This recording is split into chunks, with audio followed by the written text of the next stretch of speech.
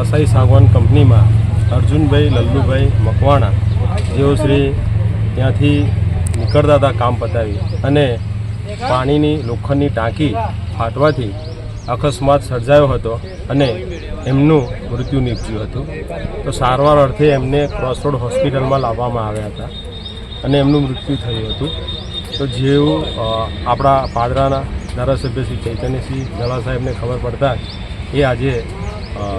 બહાર છે પ્રચાર અર્થે, તેમનો મારી પર ફોન આવ્યો અને તરત અહીંયા પરિવારની લાગણી દર્શાવીને અને એમને મોકલ્યા અને કંપની સાથે વાટાઘાટો કરી અને કંપનીએ સારો એવો સહકાર આપી અને આજે સમાજના બધા જ આગેવાનો અહીંયા ભેગા થયા અને કંપનીને સાથે વાતચીત કરતાં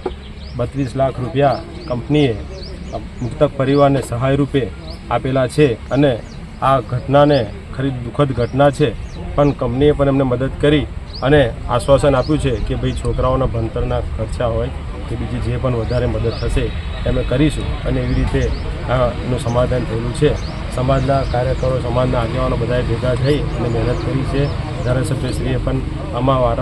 દરેક વખતે ફોન કરી અને કંપની સાથે વાટાઘાટો કરી અને પરિવારને મદદરૂપ બન્યા છે।